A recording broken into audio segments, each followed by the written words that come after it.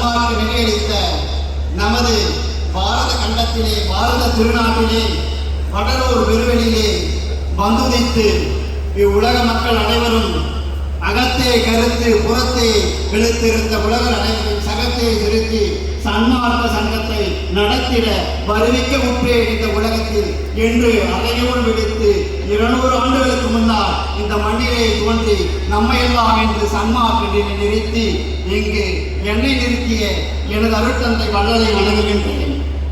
எனது சன்மார்க்க உறவுகளை உங்களை வணங்குகின்றேன். இன்று ஐரோப்பா மண்ணில் இருந்து வந்திருக்கின்ற யாம் பிரான்ஸ் நாட்டின் சன்மார்க்க அன்பர்களின் சார்பாக இந்த நிகழ்வினை அற்புதமாக சிறப்பாக உலகிற்கும் சன்மார்க்க ஒளி முழங்கும் வண்ணமாக நடத்தி கொண்டிருக்கின்ற தமிழக அரசாங்கத்திற்கு எங்கள் பிரான்ஸ் சன்மார்க்க சங்கத்தின் சார்பாக நன்றிகளை தெரிவித்துக் கொள்கின்றோம்.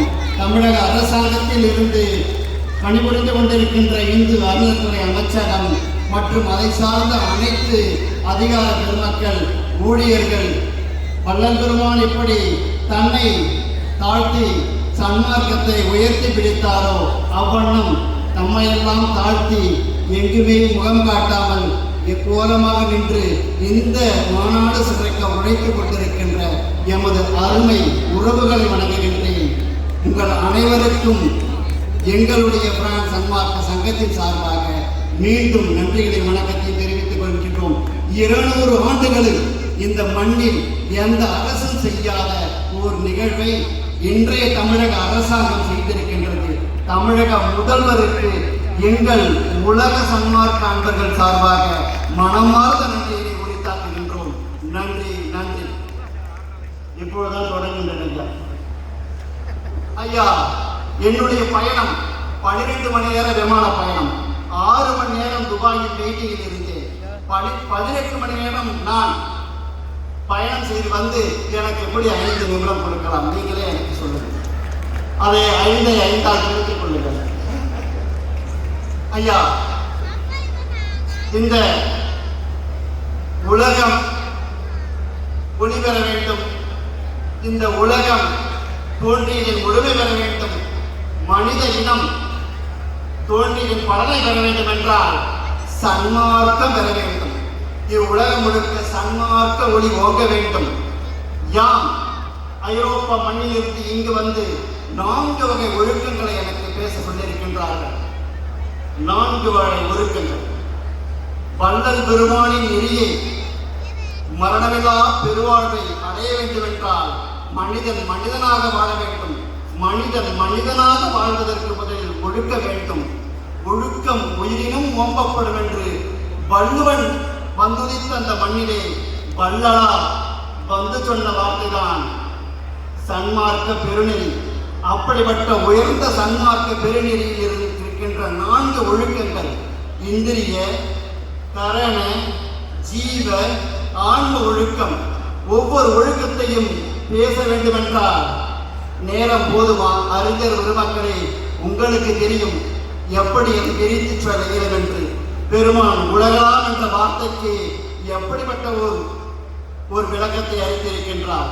அப்படி பெருமான் அளித்த அந்த அருள் வார்த்தைகளை இங்கு பேசுவதற்கு எவ்வளவு நேரம் வேண்டும்? போதாது. ஆனால் உங்களுக்கு அனைத்தும் தெரியும் 4 ஒழுக்கங்களை பற்றி. ஆனால் அதை பற்றி நான் அதிக விளக்கி கூற இயலாது. விளக்கி கூறினால் நேரங்கள் கடந்துவிடும். இந்திரிய ஒழுக்கத்திலே வள்ளல் பெருமான் என்ன சொல்லுகின்றார்?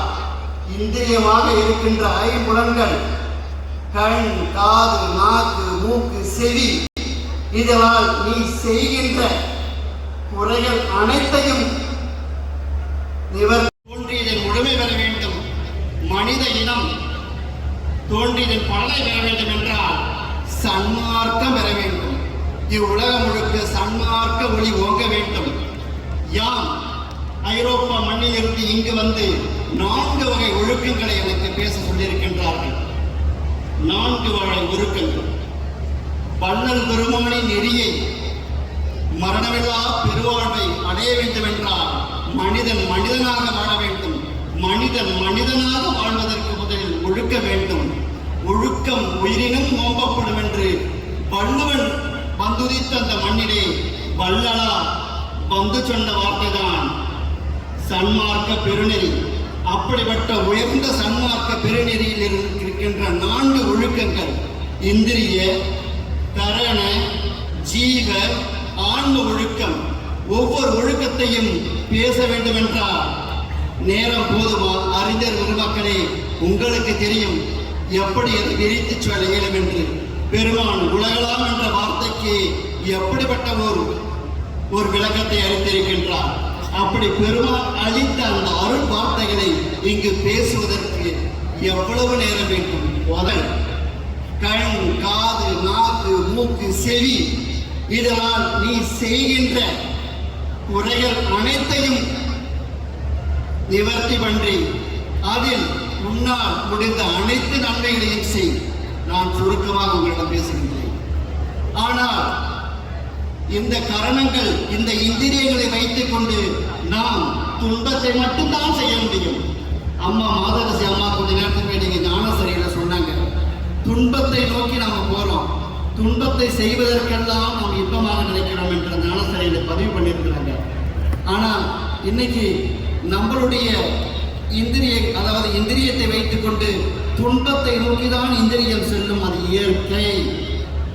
அப்படி துன்பத்தை நோக்கி செல்லுகின்ற இந்திரியத்தை கட்டுப்படுத்தி நன்மையை மட்டுமே பார்க்க வேண்டும், நன்மையை மட்டுமே பேச வேண்டும், வாசனையை கூட முகராது இருக்க வேண்டும், இன்சொல் ஆட வேண்டும், காதால் கேட்கின்றது அனைத்தும் நாதமாக இருக்க வேண்டும். இப்பொழுது நாம் வாழுகின்ற உலகத்தில் இது சாத்தியமா?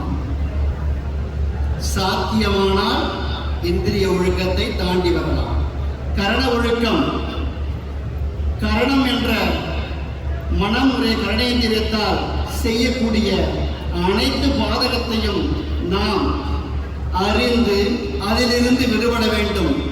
மனம், ஐயா, மனம் ஓடுகின்ற குரங்காட்டம், அதை நம்மால் தடுக்க இயலுமா?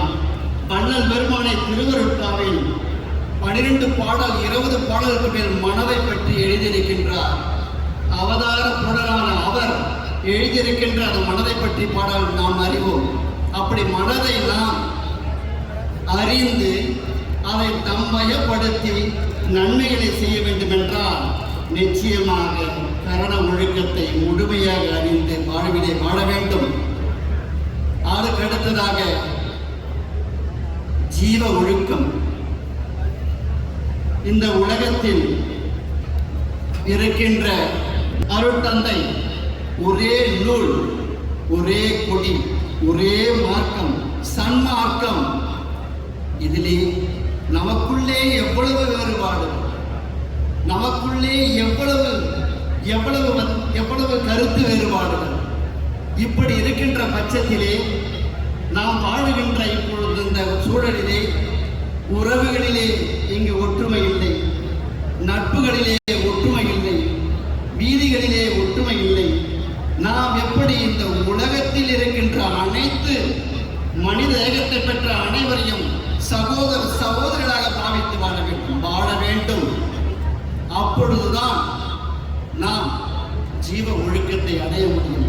இது நிச்சயமாக இந்திரிய கரண ஒழுக்கங்களை கடந்து வந்தால் அடைய முடியும். இதற்கு வள்ளல் பெருமான் சொல்லுகின்றார், அவர் அளித்த இந்த சன்மார்க்கம் அகில உலக சகோதரத்தை சொல்லக்கூடிய மார்க்கம் தான் சன்மார்க்கம்.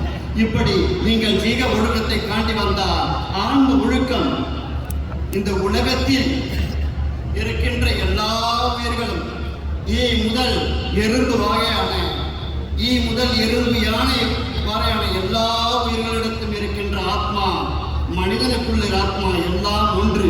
ஆக இவ்வுலகத்தில் உயிரை பெற்ற அனைத்து ஜீவர்களையும் உன் உயிர் போல் பார்க்க வேண்டும், உன்னை போல் பார்க்க வேண்டும். ஆன்ம ஒழுக்கம் இது இறையருள் பெற்றால் விளங்கும். எல்லா உயிர்களும் இன்புற்று வாழ்க என்ற உணர்வு வேண்டும். எல்லா உயிர்களையும் தன்னுயிர் போல் பார்க்கின்ற பாவிய வேண்டும். அதற்கு தயவு வேண்டும், ஜீவகாருண்யம் வேண்டும் என்று வள்ளல் பெருமான் நமக்கு தெல்ல தெளிவாக எடுத்து இயம்புகிறார். ஐயா, ஒன்றை மட்டும் நான் இப்போது சொல்லுகின்றேன். ஏனென்றால் ஐரோப்பா மண்ணில் நான் வந்திருக்கிறது என்றால் ஐரோப்பா மண்ணை பற்றியான ஒரு செய்தியை அளிக்க வேண்டும். அன்பர்களே, பாலைவனத்தில் சென்று நீர் வேண்டும் என்றால் கிடைக்குமா? பாலைவனத்தில் நீர் தேடினால் கிடைக்குமா? அப்படிதான் மேலை நாடுகளில் இந்திரிய கரண ஜீவ ஆன்ம ஒழுக்கத்தோடு வாழ்வது என்பது எவ்வளவு சிரமம் என்பது தெரியுமா? நாங்கள் எங்கள் வீட்டை விட்டு வெளியே வந்தால் எங்களை சுற்றி இருக்கின்ற மனிதர்கள், பல நாட்டு மனிதர்கள், பல மொழி மனிதர்கள், பல இன மனிதர்கள், பல கலாச்சாரத்தை கொண்ட மனிதர்கள், அங்கு ஒழுக்கத்தை அளிக்கக்கூடிய எந்த ஒரு சூழலும் எங்களை சுற்றி இருக்காது. ஆனால் குற்றாலத்தில் இருந்து கொண்டு நீருக்கு பஞ்சமா? இல்லையே. குற்றாலத்தில் திரும்பும் இடமெல்லாம் அருவிகள் பாய்ந்து ஓடுகின்றது. அப்படிதான் இந்த தமிழகம் ஆன்மீக பூமி. இந்த தமிழகத்தில் திரும்பும் இடமெல்லாம் சித்தர்கள் வந்து நாம் இந்த மனித பிறப்பை கடக்க வேண்டும் என்பதற்காக இங்கு அறிவு பொக்கிஷத்தை, ஆன்மீகத்தை கொட்டி சென்றுள்ளார்கள். அப்படிப்பட்ட ஆன்மீக மண்ணிலே வாழ்கின்ற நாம் வள்ளல் பெருமான் சொன்ன நிச்சயமான அந்த சாகா கல்வி அறிய முடியும், அடைய முடியும், அது வாழ முடியும் என்பது நிச்சயமான உண்மை. சத்தியம் சொல்லி நமது வள்ளல் பெருமான் சொல்லுகின்றார். அப்படிப்பட்ட இந்த ஆன்மீக மண்ணிலே தமிழனாக பிறந்து ஆன்மீக மண்ணிலே சன்மார்க்கத்தை பெற்றிருக்கின்ற நாம் அனைவரும் பாக்கியசாலிகள்.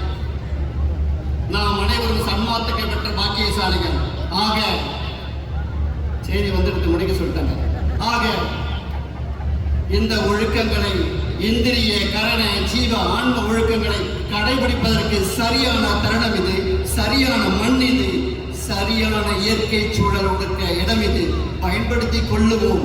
கொண்டால் நிச்சயமாக சன்மார்க்கத்தில் நாம் அடைய வேண்டியது நிச்சயம் அடையலாம். வள்ளல் பெருமான் சென்னையில் வாழ்ந்திருக்கின்ற தருணத்திலே சென்னை 200 ஆண்டுகளுக்கு முன்னவே ஆன்மீகம் இல்லாத ஆடம்பர பூமி, ஏன் என்னை இங்கு அழைத்து வந்தாய் என்று இரவிலே பருக்கை கற்களிலும் கிராமங்களிலும் சென்று இருப்பேன் என்று பாடல்களை பதிவு செய்கின்றார். அப்படி பெண்பட்ட பெருமான், நீங்கள் அப்படி சிரமப்பட்டால் நாங்கள் என்ன செய்வோம்? ஆனால் வள்ளல் பெருமான் அகமும் புறமும் இருந்து எங்களை வழிநடத்துகின்றார். பாரிஸ் மண்ணிலே திருமணமாகி 3 குழந்தைகளோடு சன்மார்க்க நெறியிலே இன்று வரை எங்களை அகமும் புறமும் இருந்து காத்திருந்து வழிநடத்தி கொண்டிருக்கின்றார். அப்படி உங்களையும் உலகத்தில் உள்ள அனைவரையும் வழிநடத்துவார் வள்ளல் பெருமான். நமது தலைமை அவரை சன்மார்க்கம் நடத்துகின்றார். இன்று இந்த நிகழ்வையும் அவர்தான் நடத்துகின்றார். நாளை உலகத்தில் சன்மார்க்கம் ஒளி வீச இன்று தமிழகத்தில் ஏற்றப்பட்ட ஜோதிதான் என்று. ஆக சன்மார்க்க உறவுகளை ஒன்றிணைவோம். உலகத்தில் சன்மார்க்கத்தை ஓங்கி ஒழிப்போம். அருட்பெருஞ்சோதி, அருட்பெருஞ்சோதி, தனிப்பெருங்கருணை, அருட்பெருஞ்சோதி.